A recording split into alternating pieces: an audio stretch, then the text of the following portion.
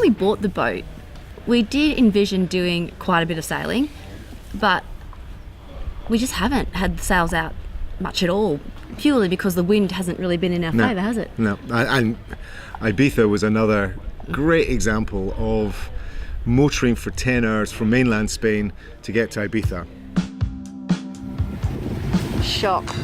The wind is on our nose. No sails up today. Again.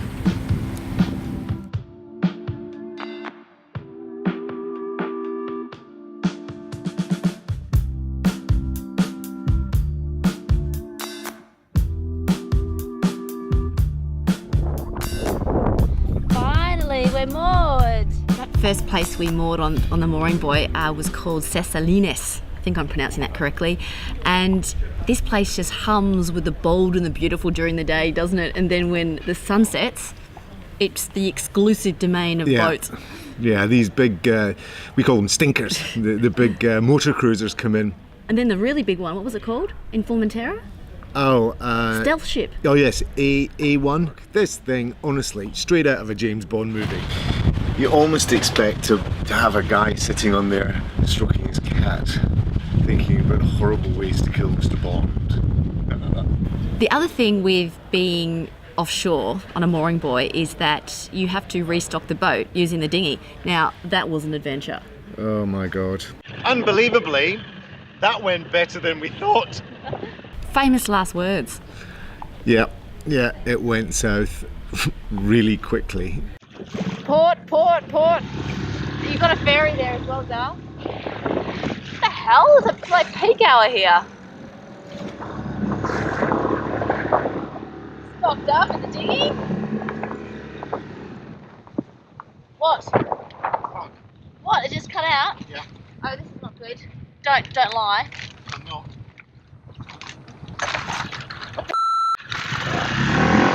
Oh my God. What is going on?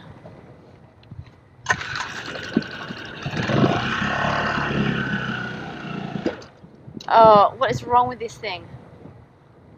Oh, it's got a rope tied under it. What? What rope? The rope from the dinghy. Oh. It probably wasn't our finest moment, was it, honey? Our finest moment? I think you'll find that it was your fault. Wave to that guy and say sorry. Meanwhile, I'm saving us from certain death, and old Ace Ventura here is still filming.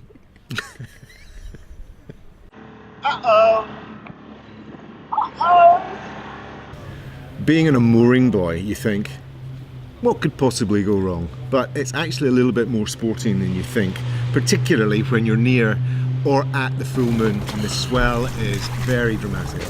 We've just had the worst night's sleep, and it's because there's a huge amount of swell and the boat is just going back and forwards and throwing you from one end to the other. There aren't many boats here, it has to be said, so clearly people know something that we don't. We're learning the hard way. But the next night wasn't much better because it was our first shot at anchoring, and you were snoring, but I was up pretty much every 10 minutes making sure that the anchor hadn't slipped. So 2 sleepless nights. I was fully aware of what was going on. You were not. So we've had another relatively sleepless night. Yeah, the swell was up, but our biggest concern was our anchor. First time that we've moored on an anchor, and it was slipping all night. It sounded like the chain was slipping through the windlass. This is all that's holding it, a piece of string. That can't be right. We put a chum on, the first chum broke, and this morning it appears, now that we want to take the anchor up, that it's stuck, the chain is stuck under a rock. So, yeah, another day, another problem, and another day of finding a solution. Yep, it's coming up. Okay, it's stuck again. Just give me a minute, love.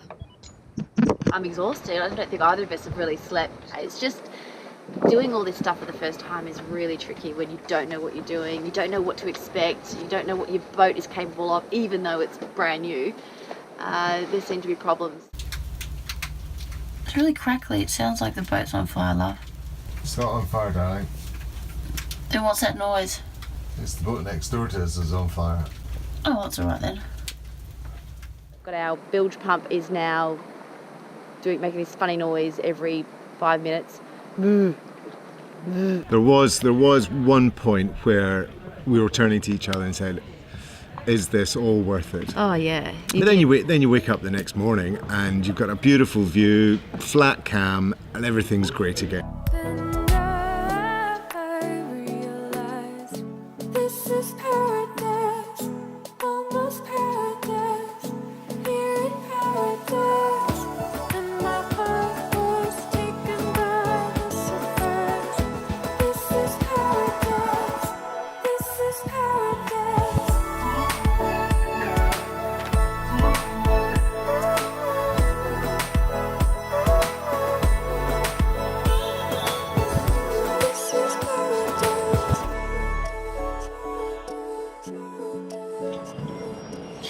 If you listen really carefully, there's a fella across there that's playing the bagpipes.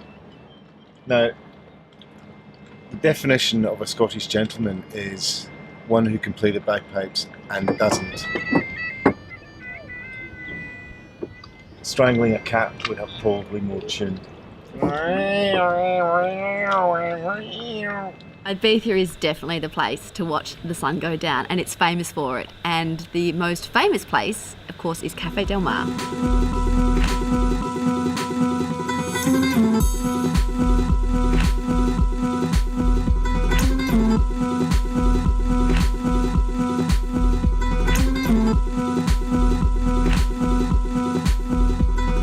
So now that the sun has gone down, the creatures of the night are coming out. Oh, I'm in heaven!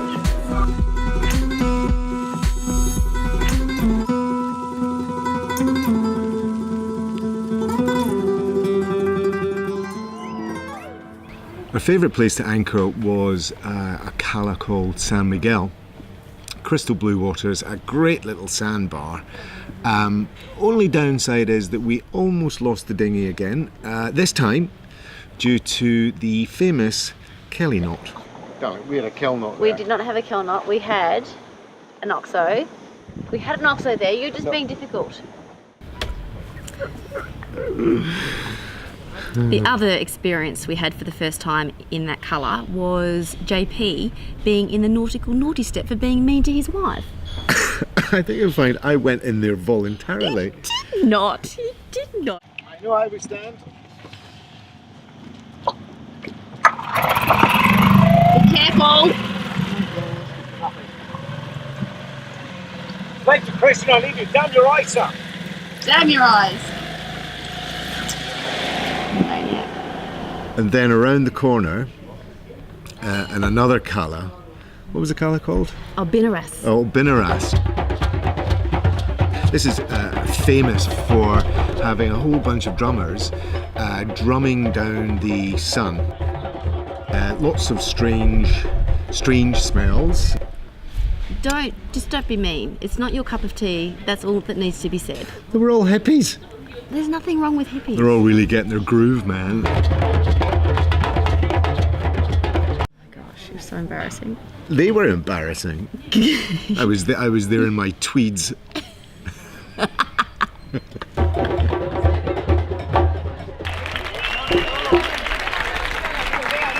What was really amazing about Billionaires was the big rock in the entrance that looks like Queen who? Which one? Queen Victoria. Yeah, Victoria on her throne. It does actually, but you've got to be at the right angle. Yeah, we almost didn't see it though because we left that colour at high speed. You could not get out of there fast enough. But it was really cool, man. I was really inspired. Not really your cup of tea, was it, my honey? I'm not sure boating's my cup of tea. Don't say that.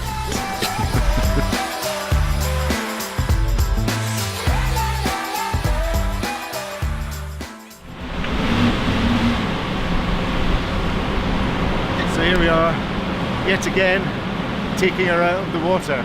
She's more like a duck than a fish. I'm so bloody happy about it.